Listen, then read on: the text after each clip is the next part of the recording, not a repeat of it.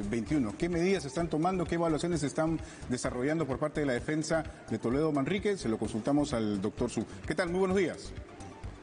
Muy buenos días, Jorge. ¿Cómo estás? Muy bien. Bueno, en primera instancia, ¿se va a acatar lo que ha dispuesto el juez Hickson por parte del expresidente Alejandro Toledo? Efectivamente, el presidente Toledo el día de mañana se pone a disposición de las autoridades de los Estados Unidos y queda en espera de los trámites para que concluya el proceso de extradición. Esto se ha tomado ya, digamos, tiempo después de que se han ido presentando sucesivamente una serie de recursos por parte del exmandatario. ¿Qué consideración ha tenido Alejandro Toledo, o en todo caso usted como su defensa, para finalmente anunciar que se va a acatar esta decisión del juez, fuera de lo que en realidad debería hacerse finalmente dentro de un Estado de Derecho, ¿no? Acatar las decisiones del Poder Judicial, en este caso norteamericano? Claro, el presidente siempre tuvo la disposición de someterse a las decisiones de las autoridades judiciales de Estados Unidos. Cuando el juez Hickson emite la resolución que aprueba la extradición, la defensa sabía en Estados Unidos que esa decisión es inimpugnable. Es muy similar a la que toma la Corte Suprema cuando aprueba una extradición en el Perú. Contra esa decisión no hay recurso. El expediente pasa al Poder Ejecutivo para que el Consejo de Ministros decida si extradita o no a una persona. Allá ocurre lo mismo. Sin embargo, los mecanismos en Estados Unidos permiten que vía un habeas corpus, la defensa pública en este caso pueda pedir y hacer las observaciones que ellos consideraron contra esa decisión. Básicamente su defensa estimó que la motivación de la decisión del juez no era suficiente, que no se había pronunciado sobre las contradicciones entre Joseph Maiman y Jorge Barata. Había dicho que eran muy serias, pero que eso le correspondía a las autoridades del Perú y no a él como juez de extradición. Este proceso de habeas corpus fue acompañado de una medida cautelar. Se ha perdido la medida cautelar en 2 instancias y el habeas corpus de fondo se ha perdido en 2 instancias. Sin embargo, cuando el presidente Toledo comparece ante el juez hace 14 días, va con su bolsa de medicinas a someterse a la acción de la justicia, le dicen que sus abogados habían presentado un recurso extraordinario y habían logrado un plazo de 14 días para fundamentar una suerte de reconsideración a una decisión ya tomada por sala. Por eso que el presidente vuelve a su casa, pero también el juez fue claro, dijo, si en 14 días esto no se resuelve, usted viene y yo emito un decreto, ya no necesito una audiencia. Y lo que ocurrió el día de ayer es que el juez ha emitido la resolución y el presidente Toledo me comunica el día de ayer que él el día viernes comparece y se pone a disposición de las autoridades. Ahora, ¿cuáles son, digamos, los pasos siguientes que se van a tomar a partir de mañana en que el señor Alejandro Toledo se entregue a las autoridades? Y si me puede precisar la hora exactamente en que va a ocurrir esto. Y a partir de ahí, ¿qué es lo que tiene que pasar para que pueda finalmente regresar a nuestro país? Entiendo que es a las 9 de la mañana, hora de ellos, debe ser 11 de la mañana, hora peruana. Y luego ya queda el trámite de las autoridades peruanas a través de Cancillería, Interpol y de la Oficina de Cooperación Internacional del Ministerio Público, que son quienes finalmente solicitan la extradición a pedido del juzgado. Las personas que tienen que coordinar directamente con las autoridades de Estados Unidos, no sabemos si de California lo van a trasladar a Washington y de Washington a Lima, eso se desconoce. Pero entiendo que el trámite debe ser célere, ¿no? 2, 3, 4 días es lo que debe demorar. O sea, en máximo 4 días, según los cálculos que usted me señala, Alejandro Toledo podría estar ya en nuestro país. Claro, en lo que demora, salvo que no se contabilicen el fin de semana, pero creo que para estos casos no, debe ser 3, 4 días. Ahora, ¿cuál es el ánimo del señor Alejandro Toledo? ¿Usted ha podido conversar con él en las últimas horas? Él sabía que los resultados de estas medidas de habeas corpus no habían caminado de acuerdo a lo que los abogados le habían estado informando y estaba consciente que si esto no prosperaba se tenía que ejecutar la extradición y tenía que retornar al Perú para enfrentar los procesos. En este caso, él viene por el caso Odebrecht. El caso Odebrecht, ustedes saben que ha empezado el control de acusación el día lunes, esta semana. Y es un proceso de control de acusación que puede demorar 6 meses a más. Entonces, el presidente durante ese tiempo no va a tener ninguna actividad ni participación. Claro, es su derecho estar presente o presenciar de forma virtual estas audiencias, pero no es obligatorio porque son temas eminentemente técnicos.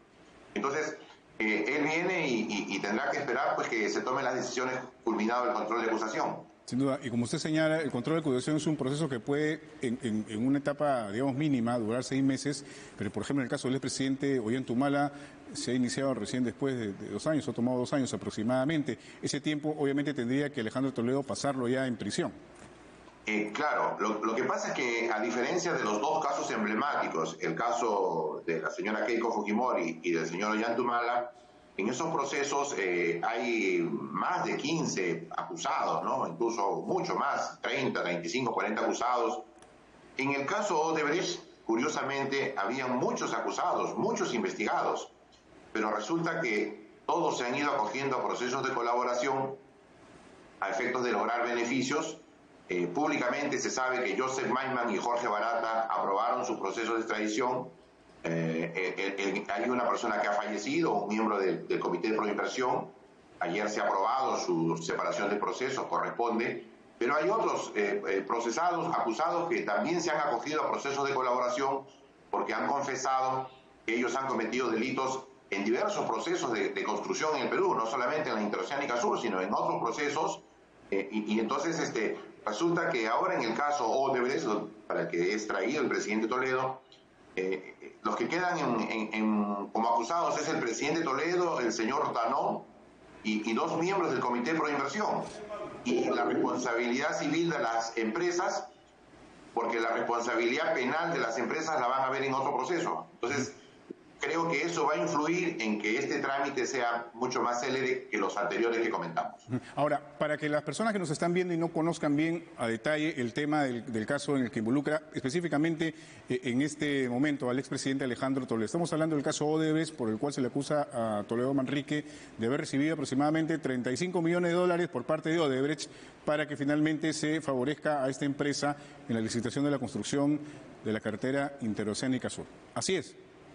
Efectivamente, el señor Barata declara en Curitiba el año 2016, se hace público en enero del 2017, que le habían pedido 35 millones para el presidente Toledo. Dice el señor Barata que 2 funcionarios del señor Maiman lo sientan en una mesa y le piden 35 millones para el presidente Toledo. Esa versión se hizo pública, con esa versión y unos recibos de depósitos y pagos a la cuenta de Joseph Maiman de sus empresas por 9 millones, sirvieron para que la Fiscalía abra investigación contra el presidente Toledo, le dicten prisión preventiva, allanaron su vivienda, le confiscaron sus fondos de pensiones, y se dictaron una serie de medidas, incluyendo el pedido de extradición. Lo cierto es que la información bancaria ya ha llegado de diferentes países del mundo y se ha aprobado en forma fehaciente, y eso lo vamos a ver evidentemente en juicio y en las audiencias que se van a dar en estos días, que resulta que el señor Toledo no había recibido ni 5, ni 7, ni 20 millones.